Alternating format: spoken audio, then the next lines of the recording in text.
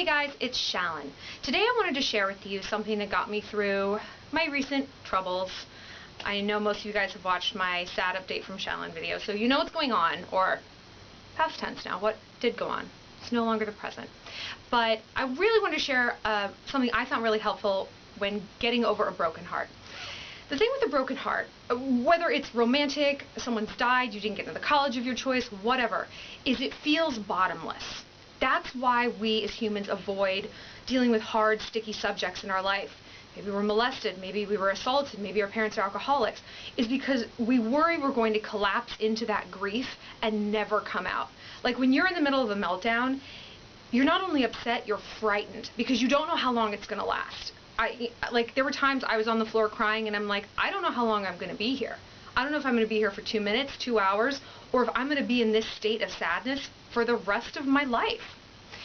So, I gave myself a mantra to say, and I talked a bit before, and I want to do a fuller video series actually on positive visualization, like The Secret, that book, which is unbelievable. Everything I've ever achieved in my life, and I mean this, from my first kiss to my TV show, was because I positively visualized it. Ask, believe, receive.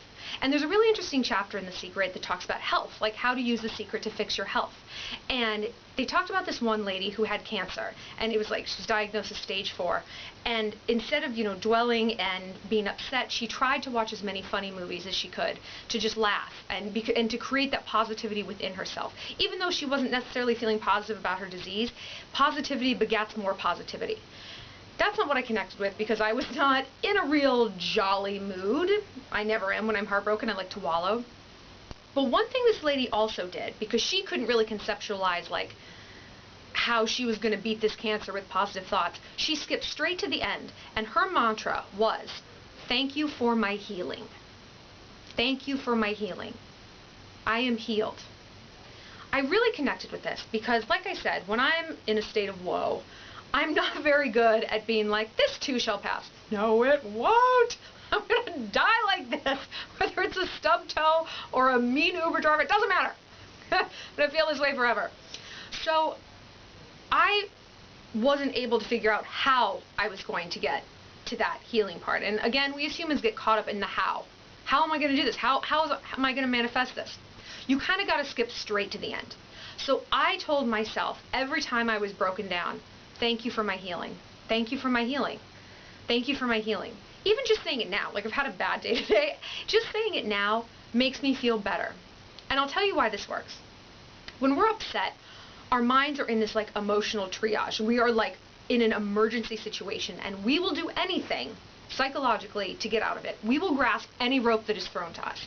And if we start out telling ourselves, this mantra is going to make me feel better, our brain's like, okay, yeah, sure, yes, whatever. I am ready to get out of this state of misery. Because we as humans don't want to live in that state. Biologically, it means the death of our species. If you're miserable, you ain't gonna mate, and then we're done. So we gravitate towards happiness. So for me, it was easier to be like, I'm already through this, rather than focusing on like the bit by bit, like I'm happier without him, and it's okay that this failed, and blah blah blah.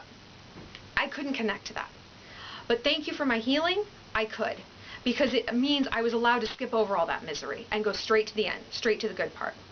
And I literally, when I first started saying this, I would feel better within probably 15 minutes. It works fast, because again, your mind wants out. It's like my principle with faking confidence. When you're in an awkward situation, your mind wants a way out of this. So if you can be like, project this celebrity, your mind's like, great, let's do that. So we don't have to live in misery anymore.